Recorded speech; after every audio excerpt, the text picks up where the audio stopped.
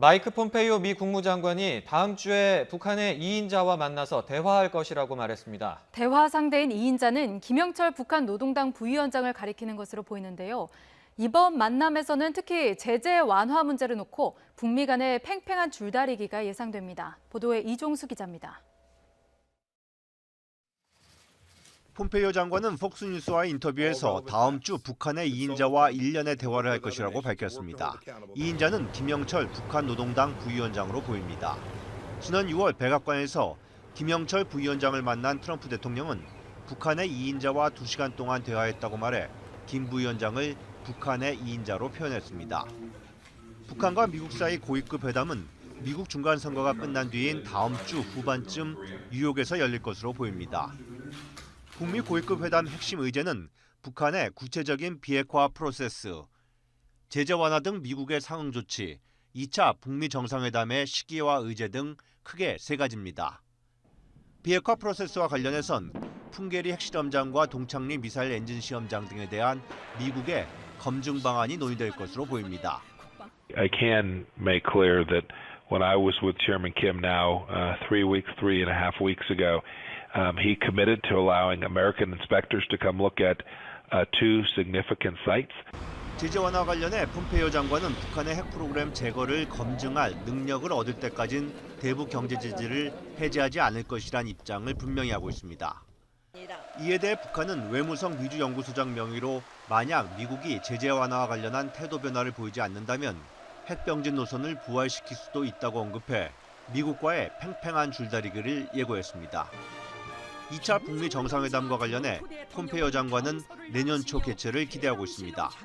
And then we do have the intention of President Trump and Chairman Kim getting together before too long, hopefully early in the next year, where we can make a substantial breakthrough in taking down the nuclear threat from North Korea.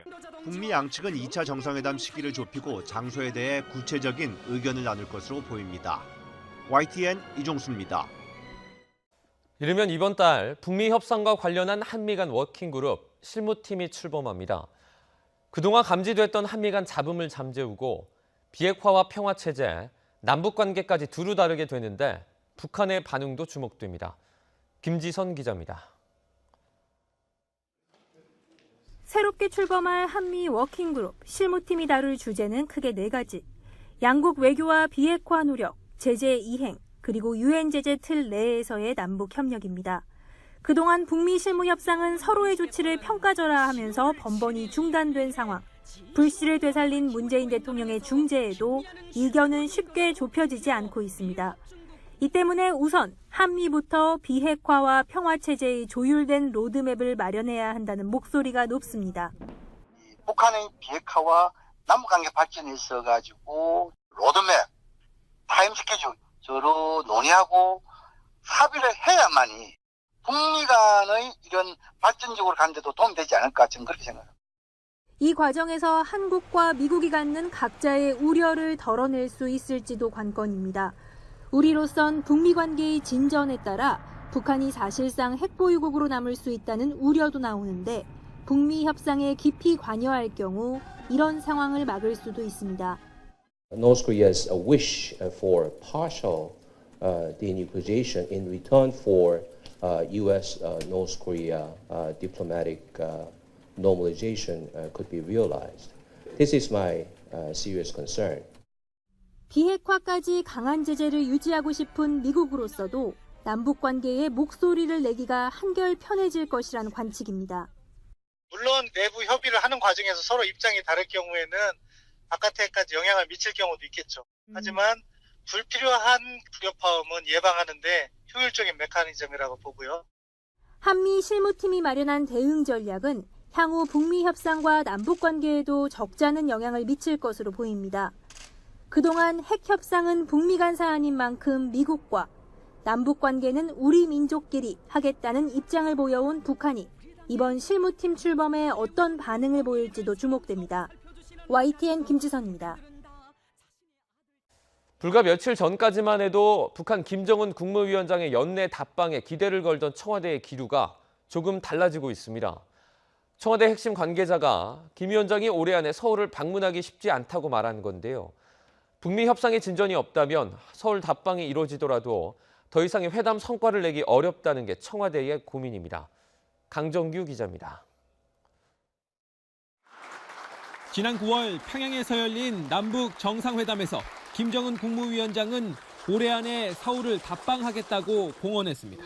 나는 문재인 대통령에게 가까운 시일 안에 서울을 방문할 것을 약속했습니다.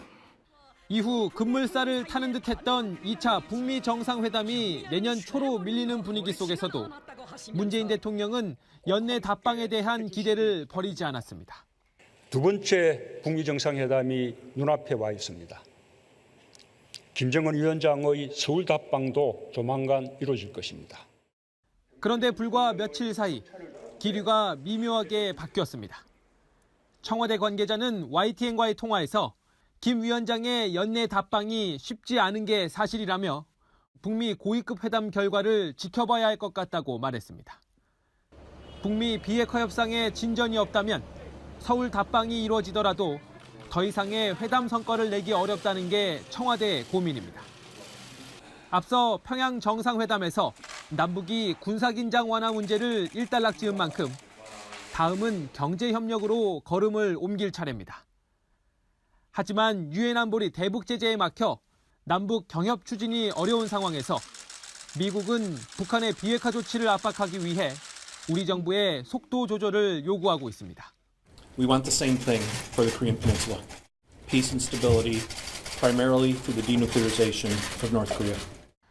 올해가 채 2달도 남지 않은 가운데 경호와 의전 준비에도 오랜 시간이 필요하기 때문에 김 위원장의 연내 답방 여부는 북미 협상 결과에 따라 달라질 것으로 보입니다. YTN 강정규입니다. 마이크 폼페이오 미 국무장관과 김영철 북한 노동당 부위원장 간의 북미 고위급 회담이 미국 시간으로 오는 7일에서 8일 뉴욕에서 열릴 것으로 알려졌습니다. 외교 소식통은 폼페이오 장관이 미국 중간선거 다음 날인 7일부터 이틀간 뉴욕 출장을 준비 중이라면서 이번 주 초 북미 고위급 회담 일정이 확정 발표될 것으로 안다고 밝혔습니다. 이번 북미 고위급 회담에는 북미 실무협상의 대표인 스티븐 비건 국무부 대북정책특별대표와 최선희 북한 외무성 부상도 동석할 것이란 관측이 나오고 있습니다. 북한에 억류됐다가 풀려난 뒤 끝내 숨진 오토 원비어의 유족이 미국 법정에 출석해 북한의 책임을 규명할 증언에 나설 예정인 것으로 전해졌습니다. 미국의 소리 VOA 방송은 유족들이 워싱턴 DC 연방법원에 제출한 서류를 근거로 다음 달 6명의 전문가를 동반한 증거 청문 절차를 진행한다고 보도했습니다. 앞서 지난 4월 원비어의 부모는 북한을 상대로 아들의 사망 책임을 묻는 법적 소송을 제기했습니다. 마이크 폼페이오 미 국무장관이 이번 주에 북한의 2인자와 만나서 대화할 것이라고 말했습니다. 대화 상대인 2인자는 김영철 북한 노동당 부위원장을 뜻하는 것으로 보이는데요. 두 사람의 이번 만남에서는 특히 제재 완화 문제가 쟁점이 될 전망입니다. 보도에 이종수 기자입니다. 폼페이오 장관은 폭스뉴스와의 인터뷰에서 이번 주 북한의 2인자와 1년의 대화를 할 것이라고 밝혔습니다. 2인자는 김영철 북한 노동당 부위원장으로 보입니다. 지난 6월 백악관에서 김영철 부위원장을 만난 트럼프 대통령은 북한의 2인자와 2시간 동안 대화했다고 말해 김 부위원장을 북한의 2인자로 표현했습니다. 북한과 미국 사이 고위급 회담은 미국 중간선거가 끝난 뒤인 이번 주 후반쯤 뉴욕에서 열릴 것으로 보입니다. 북미 고위급 회담 핵심 의제는 북한의 구체적인 비핵화 프로세스, 제재 완화 등 미국의 상응 조처, 2차 북미 정상회담의 시기와 의제 등 크게 3가지입니다. 비핵화 프로세스와 관련해선 풍계리 핵실험장과 동창리 미사일 엔진 시험장 등에 대한 미국의 검증 방안이 논의될 것으로 보입니다. I can make clear that when I was with Chairman Kim now 3.5 weeks ago, he committed to allowing American inspectors to come look at 2 significant sites. 제재 완화 관련해 폼페이오 장관은 북한의 핵 프로그램 제거를 검증할 능력을 얻을 때까진 대북 경제 제재를 해제하지 않을 것이라는 입장을 분명히 하고 있습니다. 이에 대해 북한은 외무성 미주연구소장 명의로 만약 미국이 제재 완화와 관련한 태도 변화를 보이지 않는다면 핵병진 노선을 부활시킬 수도 있다고 언급해 미국과의 팽팽한 줄다리기를 예고했습니다. 2차 북미 정상회담과 관련해 폼페이오 장관은 내년 초 개최를 기대하고 있습니다. And then we do have the intention of President Trump and Chairman Kim getting together before too long, hopefully early in the next year, where we can make a substantial breakthrough in taking down the nuclear threat from North Korea. 북미 양측은 2차 정상회담 시기를 좁히고 장소에 대해 구체적인 의견을 나눌 것으로 보입니다. YTN 이종수입니다. 미국 유권자의 절반가량이 도널드 트럼프 대통령뿐 아니라 언론도 정치폭력을 조장하고 있다고 답한 여론조사 결과가 나왔습니다. 미 ABC 방송과 워싱턴 포스트가 지난달 29일부터 4일 동안 유권자 1,255명을 대상으로 공동 설문한 결과 응답자의 49%는 트럼프 대통령의 발언이 정치폭력을 조장한다고 답했습니다.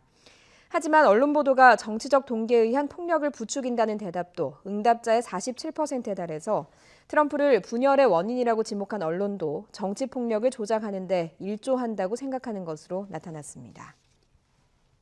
요즘 중간 선거를 앞두고 유세전으로 바쁜 트럼프 대통령은 북한과의 관계를 긍정적으로 이야기하고 있습니다. 북한이 원하는 지점에 함께 접근하고 있다라는 표현도 등장했는데요. 선거용 발언일까요? 아니면 실질적인 결과물을 기대해봐도 되는 걸까요? LA 김기봉 특파원입니다. 미주리주 유세 도중 트럼프 대통령은 북한의 핵 사찰 허용 소식을 언급하며 대북 관계 개선을 강조했습니다. If you read the papers today, it came out to the surprise of a lot of people, not a surprise to me, that they don't mind having people come over, the experts, and check the sites. 더 이상 수백만 명이 목숨을 잃을 걱정도, 일본이나 세계 어느 상공으로 북한의 미사일이 날아다닐 걱정도 필요 없게 됐다고 말했습니다. 김정은 위원장과의 좋은 관계를 여러 차례 강조하며 이제는 뭔가 실질적인 결과물이 나올 때가 됐다는 점을 언급했습니다. My relationship with Kim Jong-un is very good, and we are getting to a point where they really want to do something. 하지만 언론들은 더 빨리 하지 않는다고 재촉만 한다며 약간의 시간이 걸릴 수 있음을 내비쳤습니다. And they say, why can't he go faster? They've been doing this for 75 years. Why can't he go for 4 months? It's been a long time. It's been a long time. 북미 정상회담 자체를 비판하는 시각에 대해서는 김 위원장과 만나지 않았더라면 지금쯤 전쟁이 났을 거라며 일축했습니다. We would be in a nuclear war right now if the right person didn't come along. So we're doing well. We're doing well. 트럼프 대통령의 이번 발언은 선거 유세용 치적으로 평가될 수 있지만 선거 이후 본격화될 북미 접촉의 성공을 바라는 미국 측의 메시지로도 해석됩니다. LA에서 YTN 김기봉입니다. 미국 중간선거 이후에 이루어질 북미 협상 진행 상황에 청와대도 촉각을 곤두세우고 있습니다. 올해 안으로 예상됐던 김정은 위원장의 서울 방문 성사 여부와 밀접한 관련이 있기 때문인데요. 왜 그런지 강정규 기자가 설명해 드립니다. 지난 9월 평양에서 열린 남북 정상회담에서 김정은 국무위원장은 올해 안에 서울을 답방하겠다고 공언했습니다. 나는 문재인 대통령에게 가까운 시일 안에 서울을 방문할 것을 약속했습니다. 이후 급물살을 타는 듯했던 2차 북미 정상회담이 내년 초로 밀리는 분위기 속에서도 문재인 대통령은 연내 답방에 대한 기대를 버리지 않았습니다. 두 번째 북미 정상회담이 눈앞에 와 있습니다. 김정은 위원장의 서울 답방도 조만간 이루어질 것입니다. 그런데 불과 며칠 사이 기류가 미묘하게 바뀌었습니다. 청와대 관계자는 YTN과의 통화에서 김 위원장의 연내 답방이 쉽지 않은 게 사실이라며 오는 9일로 예상되는 북미 고위급 회담 결과를 지켜봐야 할 것 같다고 말했습니다. 북미 비핵화 협상에 진전이 없다면 서울 답방이 이루어지더라도 더 이상의 회담 성과를 내기 어렵다는 게 청와대의 고민입니다. 앞서 평양 정상회담에서 남북이 군사긴장 완화 문제를 일단락 지은 만큼 다음은 경제협력으로 걸음을 옮길 차례입니다. 하지만 유엔 안보리 대북 제재에 막혀 남북 경협 추진이 어려운 상황에서 미국은 북한의 비핵화 조치를 압박하기 위해 우리 정부의 속도 조절을 요구하고 있습니다. We want the same thing for the Korean Peninsula. Peace and stability, primarily through the denuclearization of North Korea. 올해가 채 2달도 남지 않은 가운데 경호와 의전 준비에도 오랜 시간이 필요하기 때문에 김 위원장의 연내 답방 여부는 북미 협상 결과에 따라 달라질 것으로 보입니다. YTN 강정규입니다. 1929년 일제강점기에 일본 학생이 통학열차에서 조선 여학생을 희롱한 사건이 발단이 돼 전국적 항일 운동으로 번졌던 학생 독립운동, 혹시 알고 계십니까? 오늘이 바로 이 학생 독립운동 기념일인데요. 그동안은 기념행사가 시도교육청 주관 행사로 열리다가 올해부터는 처음으로 정부 주관 행사로 격상됐습니다. 추은호 기자의 보도입니다. 1929년 11월 3일 광주에서 시작된 전국적으로 5만 4천여 명의 학생들이 참가한 학생 독립운동의 숭고한 정신을 되새기는 기념식이 성대하게 열렸습니다. 그동안 지역 행사로 치러져 왔던 기념식은 올해부터는 국가보훈처가 주관하는 정부 행사로 격상됐습니다. 학생 독립운동을 항일 투쟁의 맥락에서 평가하고 제자리를 찾게 하겠다는 것입니다. 이낙연 국무총리도 학생 독립운동은 주체가 학생이었을 뿐 성격은 항일 독립운동이라면서 이 운동에 대한 올바른 평가가 내려지기를 희망했습니다. 정부는 학생 독립운동을 재평가하기 위해 넓게 지혜를 모으고 성심껏 지원하겠습니다. 학생 독립운동 참가자들을 더 발굴해 독립유공자로 모시겠습니다. 그런 의미에서 정부는 독립운동 유공자로 6분을 새롭게 발굴해서 후손이 확인된 세 분에게 서운을 수여했습니다. 당시 1,000명 넘게 체포되거나 옥살이를 했고 수천 명의 학생이 퇴학이나 무기정학을 당했지만 제대로 된 공적평가는 아직도 미흡한 실정입니다. 이낙연 총리는 기념식이 끝난 뒤 당시 학생 신분으로 옥고를 치른 애국지사 노동운 씨를 찾아 감사의 마음을 전하고 집 현관에 국가유공자 명패를 달아드렸습니다. YTN 추은호입니다. 폼페이오 미 국무장관이 다음 주 북한의 2인자와 만날 것이라고 밝혀 김영철 노동당 부위원장과의 대화를 시사했습니다. 폼페이오 장관은 폭스뉴스와의 인터뷰에서 북한과의 협상 상황을 묻는 말에 카운터파트인 2인자와 대화할 것이라고 답했습니다. 지난 6월 백악관에서 김영철 부위원장을 만난 트럼프 대통령은 북한의 2인자와 2시간 동안 대화했다고 말해 김 부위원장을 북한의 2인자로 표현한 바 있습니다. 남북 군사 분야 합의서엔 서해 북방 한계선이란 용어가 명시됐지만 북한의 NLL 인정 여부를 놓고 논란이 끊이지 않고 있는데요. YTN 취재 결과 남북이 일체 적대 행위를 중단한 지난 1일 이후에도 북측은 NLL 이남을 자기 수역이라고 주장하는 경고 통신을 계속하고 있습니다. 강정규 기자입니다. 서해 최전방 백령도 앞바다. 우리어선과 지도선이 NLL에 접근하자 북측 경비정에서 요란하게 경고 통신을 보내옵니다. 우리는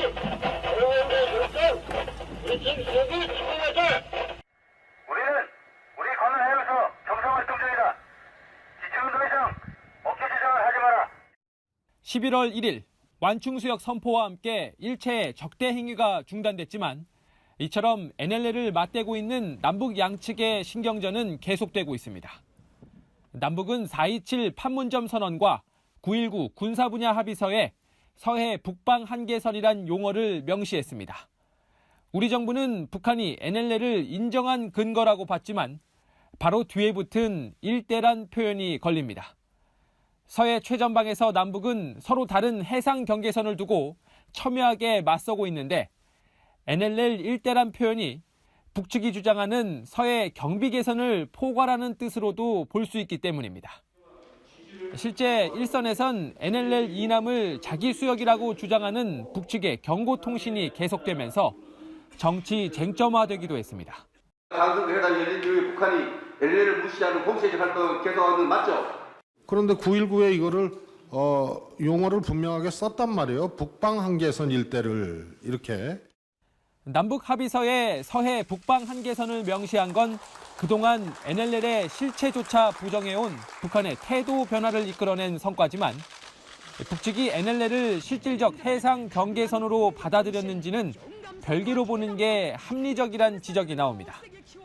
남북이 군사 공동위원회를 열어 공동 어로와 평화수역 설정 협상에 돌입할 예정인 가운데 그 기준이 될 해상 경계선을 둘러싼 기싸움은 더욱 치열해질 전망입니다. YTN 강정규입니다. 내일 청와대와 정부 그리고 여당 관계자들이 국회에서 만나 내년도 예산안 심사와 관련된 전략을 논의합니다. 교체설이 나오고 있는 김동연 경제부총리와 장하성 정책실장도 참석할 것으로 보여 관심이 쏠립니다. 김도원 기자입니다. 지난 9월 이후 매달 열기로 한 고위 당정청 회의가 이번엔 국회에서 열립니다. 더불어민주당 이해찬 대표와 홍영표 원내대표, 이낙연 국무총리, 장하성 정책실장 등 고위급 주요 인사들이 자리를 함께합니다. 국회의 본격적인 새해 예산안 심사를 앞두고 일자리와 혁신성장, 남북관계 등 핵심 예산을 관철할 전략을 논의할 전망입니다. 내년 예산은 민생 경제의 활기를 되찾게 만들 활력 예산입니다. 성장 잠재력을 높이고 경제 활력을 되찾기 위해서는 재정의 적극적 역할을 통한 선제적 대응이 필요합니다. 이에 맞서 제1야당인 자유한국당은 단기 일자리와 남북 경제협력 예산 등 20조 원을 삭감하겠다고 벼르고 있고 바른미래당 역시 깐깐한 심사를 예고하고 나서 여느 해처럼 여야 간 팽팽한 줄다리기가 예상됩니다. 가짜 일자리 예산 8조 원과 핵폐기 없는 일방적인 대북 퍼주기 5천억 등 2019년도 세금 중독 정부 예산 20조 원을 삭감할 방침입니다. 특히 공무원 징원, 일자리 안정자금 등 일자리 관련 예산에 관한 현미경 심사를 하겠다는 말씀을 드리겠습니다.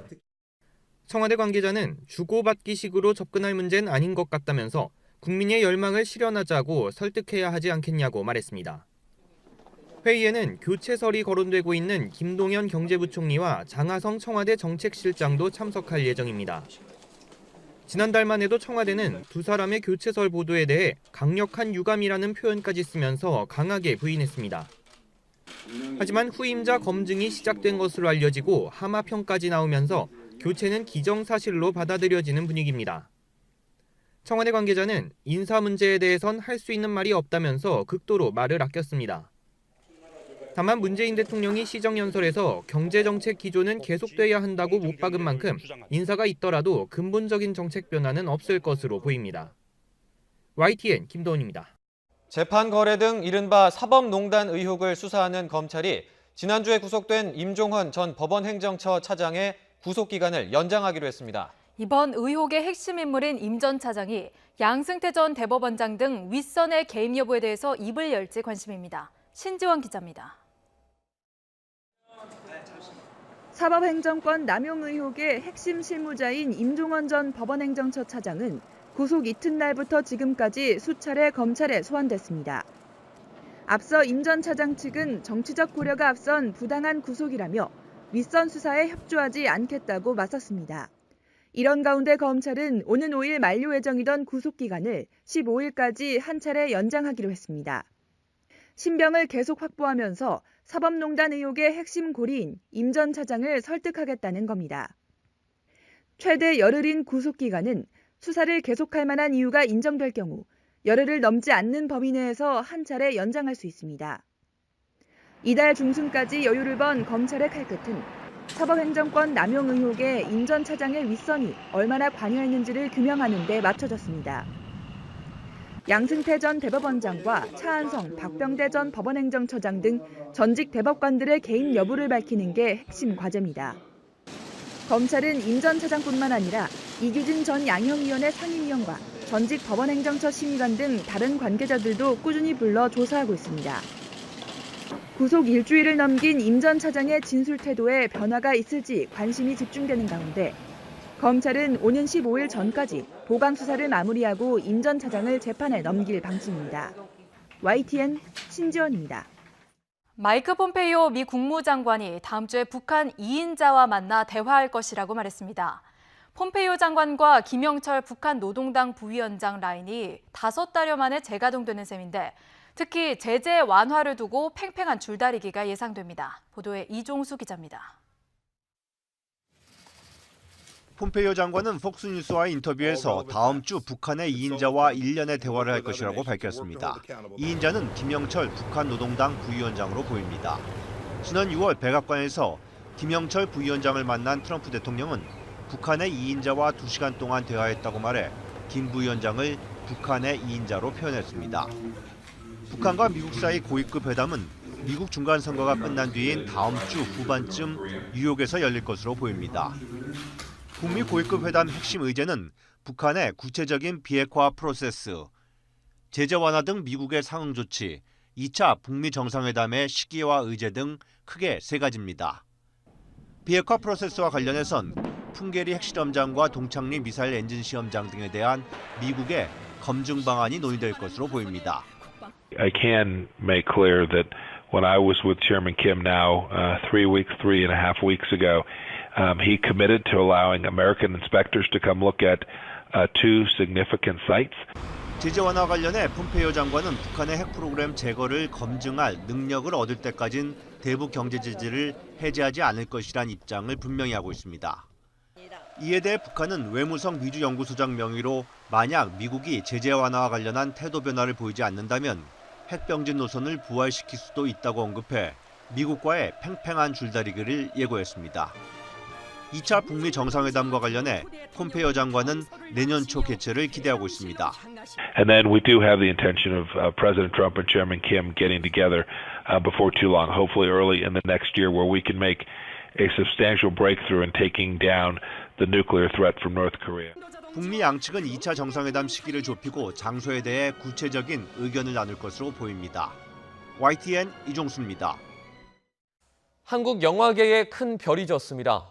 국민 배우 신성일 씨가 오늘 새벽 향년 81세로 타계했습니다. 1960년대부터 70년대까지 최고 인기를 누린 고인은 500여 편이 넘는 영화에 출연한 한국 영화의 대들보였습니다. 취재기자 전화로 연결합니다. 김장하 기자. 네, 보도국입니다. 어제 저녁에도 별수를 때리고 닭을 활로 쏘게 한 양진호 한국미래기술 회장의 엽기 행각으로 직장 내 갑질에 대한 심각성이 다시 주목받고 있습니다. 그런데도 국회에선 이를 막기 위한 직장 내 괴롭힘 방지법이 통과되지 못하고 있는데 어떻게 된 일인지 권준기 기자가 보도합니다. 직원을 무자비하게 폭행하고 닭에 화살을 쏘게 한 엽기 행위를 벌여 사회적 공분을 사고 있는 양진호 회장. 여야는 일제히 상사의 갑질을 막기 위한 직장 내 괴롭힘 방지법 통과를 촉구했습니다. 업무상의 지위를 악용해서 직원에게 부당한 처우를 하거나 괴롭히는 것을 방지하기 위한 법안입니다. 이번 9월 국회에서 반드시 통과될 수 있도록. 현재 법사위에 계류 중에 있고 법사위에서는 정의 모성으로 인해서 신중히 접근하는 걸로 알고 있습니다. 조속히 통과시킬 것을 요청드립니다. 물리적 폭행이나 성폭행은 기존 형법으로 처벌할 수 있지만 머리를 염색하게 하거나 닭을 쏘게 하는 행위, 욕설 등은 처벌 규정이 마땅치 않은데 직장 내 괴롭힘 방지법이 있다면 노동부 조사가 가능해집니다. 근로기준법의 지위나 관계의 우위를 이용해 고통을 주거나 업무 환경을 악화시키는 행위를 직장 내 괴롭힘으로 규정해 금지하기 때문입니다. 또 직장 내 괴롭힘을 누구든지 신고할 수 있고 피해자가 불이익을 당하지 않도록 보호하는 내용도 담겼습니다. 하지만 지난 9월 국회 환경노동위원회를 만장일치로 통과한 이 법은 법제사법위원회에서 발목이 잡혀 있습니다. 정서적 고통의 개념이 모호하고 업무 환경이라는 범위도 명확하지 않다는 이유로 일부 야당 의원들이 반대에 나섰기 때문입니다. 그러나 프랑스나 캐나다의 경우도 정신적 건강을 훼손하거나 정신적, 신체적 온전함에 영향을 미치는 행위를 직장 내 괴롭힘으로 규정해 법으로 막고 있습니다. 또 성적 굴욕감이나 혐오감을 주는 걸 성희롱으로 규정한 우리 남녀 고용평등법과 비교했을 때도 직장 내 괴롭힘이 모호한 개념이 아니라는 반박이 나옵니다. 직장 내 괴롭힘 유형 자체가 굉장히 다양하기 때문에 현재 법안 문구 이상으로 더 구체화시켜가고 하기는 좀 어려울 것 같고요. 양진호 회장의 엽기 행각으로 직장 내 갑질을 어떻게든 막아야 한다는 목소리가 커지고 있어 국회도 여론의 압박을 느낄 것으로 보입니다. YTN 권윤기입니다. 양승태 사법부 시절 사법농단 의혹을 수사하는 검찰이 임종원 전 법원행정처 차장의 구속기간을 연장하는 등 일주일 넘게 집중 수사를 벌이고 있습니다. 지난달 27일 구속된 임 전 차장이 양승태 전 대법원장 등 전직 대법관들의 개입 의혹에 대해서 입을 열지 관심입니다. 신지원 기자의 보도입니다. 사법행정권 남용 의혹의 핵심 실무자인 임종원 전 법원행정처 차장은 구속 이튿날부터 지금까지 수차례 검찰에 소환됐습니다. 앞서 임 전 차장 측은 정치적 고려가 앞선 부당한 구속이라며 윗선 수사에 협조하지 않겠다고 맞섰습니다. 이런 가운데 검찰은 오는 5일 만료 예정이던 구속기간을 15일까지 한 차례 연장하기로 했습니다. 신병을 계속 확보하면서 사법농단 의혹의 핵심 고리인 임 전 차장을 설득하겠다는 겁니다. 최대 열흘인 구속기간은 수사를 계속할 만한 이유가 인정될 경우 열흘을 넘지 않는 범위 내에서 한 차례 연장할 수 있습니다. 이달 중순까지 여유를 번 검찰의 칼끝은 사법행정권 남용 의혹에 임 전 차장의 윗선이 얼마나 관여했는지를 규명하는 데 맞춰졌습니다.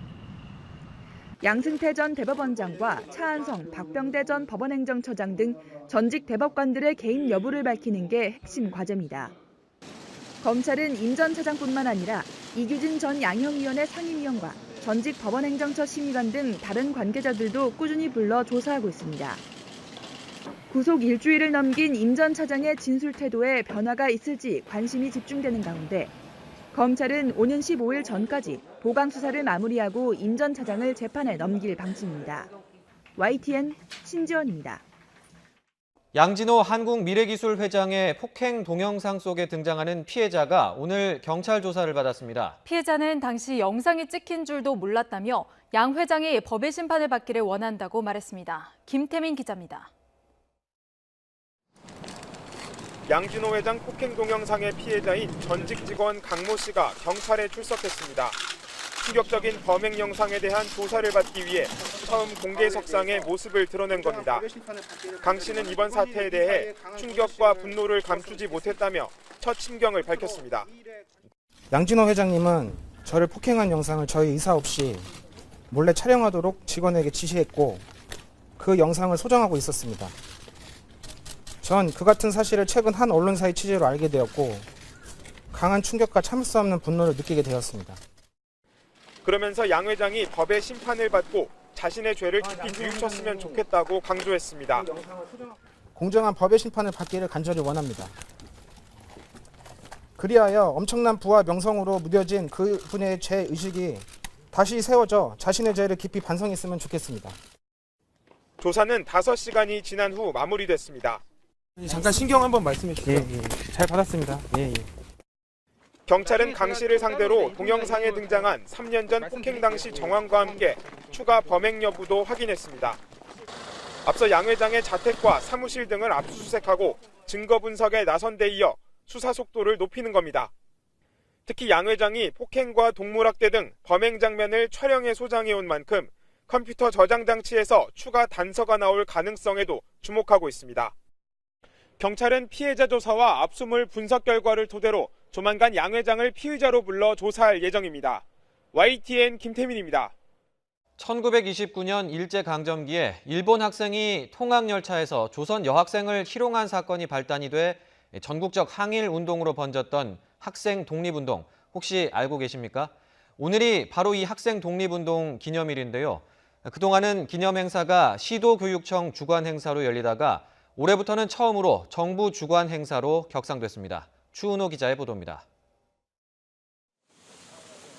1929년 11월 3일 광주에서 시작돼 전국적으로 5만 4천여 명의 학생들이 참가한 학생 독립운동의 숭고한 정신을 되새기는 기념식이 성대하게 열렸습니다. 그동안 지역 행사로 치러져 왔던 기념식은 올해부터는 국가보훈처가 주관하는 정부 행사로 격상됐습니다. 학생 독립운동을 항일 투쟁의 맥락에서 평가하고 제자리를 찾게 하겠다는 것입니다. 이낙연 국무총리도 학생 독립운동은 주체가 학생이었을 뿐 성격은 항일 독립운동이라면서 이 운동에 대한 올바른 평가가 내려지기를 희망했습니다. 정부는 학생 독립운동을 재평가하기 위해 넓게 지혜를 모으고 성심껏 지원하겠습니다. 학생 독립운동 참가자들을 더 발굴해 독립유공자로 모시겠습니다. 그런 의미에서 정부는 독립운동 유공자로 6분을 새롭게 발굴해서 후손이 확인된 3분에게 서훈을 수여했습니다. 당시 1000명 넘게 체포되거나 옥살이를 했고 수천 명의 학생이 퇴학이나 무기정학을 당했지만 제대로 된 공적평가는 아직도 미흡한 실정입니다. 이낙연 총리는 기념식이 끝난 뒤 당시 학생 신분으로 옥고를 치른 애국지사 노동운 씨를 찾아 감사의 마음을 전하고 집 현관에 국가유공자 명패를 달아드렸습니다. YTN 추은호입니다. 보수 대통합을 두고 으르렁대던 자유한국당과 바른미래당이 갑자기 한편이 된 모양새입니다.